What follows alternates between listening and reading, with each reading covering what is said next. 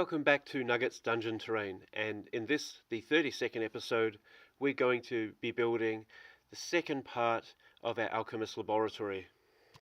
So far we have the crystal experiment chamber and the magic generator. So in this, the third room, we have a corridor tile and it's a steampunk themed moving wall trap.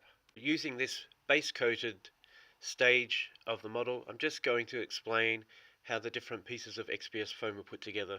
The base is 2 centimeters high and 10 centimeters wide.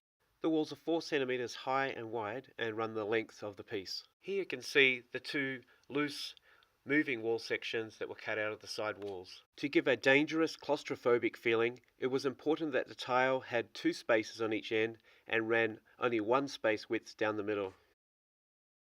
The danger area was marked with 3 circles to indicate pressure plates.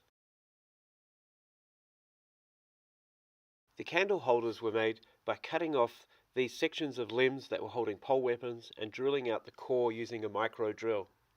I then superglued this jewellery piece into the end. I then glued this dressmaker's grommet upside down into the top of that last piece. Before attaching it to the wall, I put a tiny piece of toothpick in the top and used some artist gel to make it look like the wax of the candle had melted down.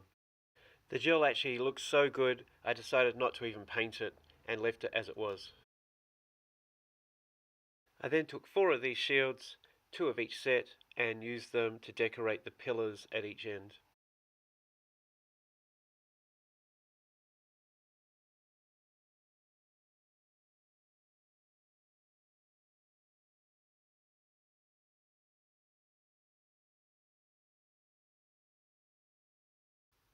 While I'm not a fan of just adding cogs to things to make it look suddenly like it has a steampunk theme, I did see the point in making it look like this was operated using some kind of mechanics.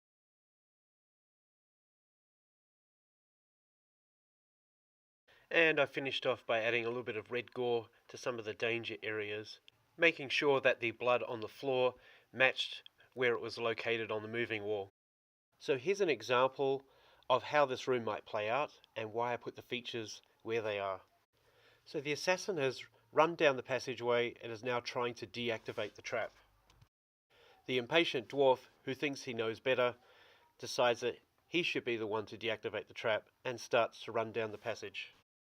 Unfortunately, he doesn't make it in time and is left squashed between the walls.